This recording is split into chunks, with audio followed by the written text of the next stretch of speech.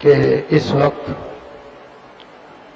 بارشوں کی کثرت کی وجہ سے اور سیلاب جگہ جگہ آنے کی وجہ سے بے شمار مسلمان متاثر ہیں.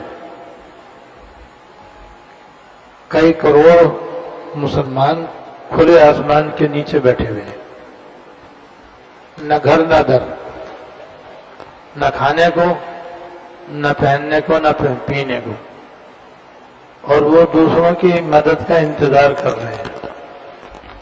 تو ہمیں ان کی اس تکلیف کا احساس ہونا چاہیے. ایک تو ہمارے ایمان کا ہم سے تقاضا ہے کہ ہمارے اندر اس بات کا احساس ہو کہ ہم ان کی تکلیف کو اپنی تکلیف سمجھیں، اور پھر مسلمان بھائی ہونے کے رشتے سے بھی ہمارے اندر ان کی تکلیف کا احساس ہونا چاہیے. کیونکہ حدیث شریف میں یہ فرمایا گیا ہے کہ سارے دنیا کے مسلمان ایک جسم کی طرح ہیں، اور جیسے ایک جسم کے ایک عضو میں اگر تکلیف ہوتی ہے تو سارا جسم اس تکلیف کو محسوس کرتا ہے. اسی طرح اگر ہمارے کچھ مسلمان بھائی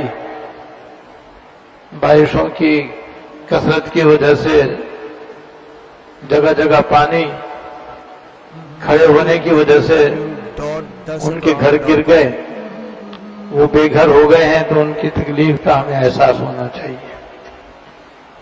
اور تیسری وجہ انسانیت کا رشتہ ہے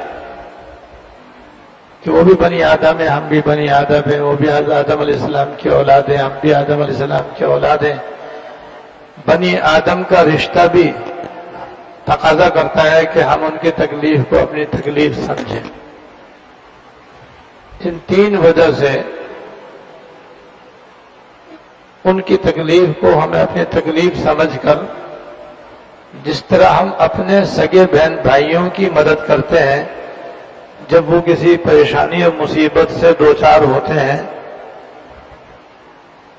تو وہ بھی ہمارے دینی بھائی ہیں، ایمانی بھائی ہیں، انسانی بھائی ہیں. لہذا اس رشتے سے ہمیں ان کی تکلیف کو محسوس کر کے ان کی حتی الامکان مدد کرنی چاہیے.